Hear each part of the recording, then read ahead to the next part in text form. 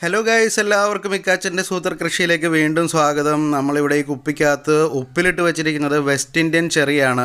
ഈ കാണാനുള്ള നല്ല ഭംഗിയൊക്കെ മാത്രമേ ഉള്ളൂ. വെസ്റ്റ് ഇന്ത്യൻ ചെറിക്ക് ഭയങ്കര പുളിയാണ് പഴുത്താലും. പക്ഷേ ഇതിനകത്ത് ഒരുപാട് വിറ്റാമിൻസും കാര്യങ്ങളുമൊക്കെ അടങ്ങിയിട്ടുള്ള ഒരു സംഭവമാണെന്നാണ് പറയുന്നത്. ഞാനിപ്പോൾ ഇന്ന് ചെറിയുടെ ഗുണഗണങ്ങളല്ല പറയുന്നത്. പക്ഷേ നിങ്ങൾ നോക്കൂ, നമ്മുടെ വീട്ടിലെ ഈ വെസ്റ്റ് ഇന്ത്യൻ ചെറി മരം അടിപൊളിയായിട്ട് പൂത്ത് കായ്ക്കളെല്ലാം നല്ലോണം പഴുത്ത് കിടക്കുകയാണ്.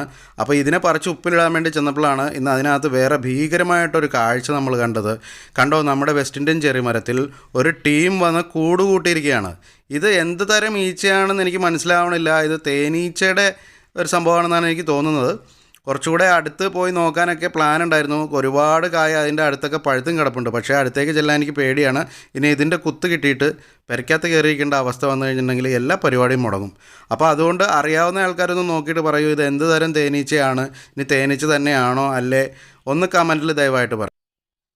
അതുപോലെ തന്നെ പച്ചക്കറി കൃഷിയെ പറ്റിയിട്ടുള്ള ധാരാളം വീഡിയോസ് ഞാൻ ഈ ചാനലിൽ ചെയ്തിട്ടിട്ടുണ്ട്. കൃഷിപാഠം എന്ന് പറയുന്ന ഒരു പ്ലേലിസ്റ്റും ഇതിനകത്തുണ്ട്. അപ്പോൾ കൃഷിയിൽ താല്പര്യമുള്ള എല്ലാവരും അത് കാണണമെന്നും കൂടി അപേക്ഷിക്കുകയാണ്. Thank you. Bye bye.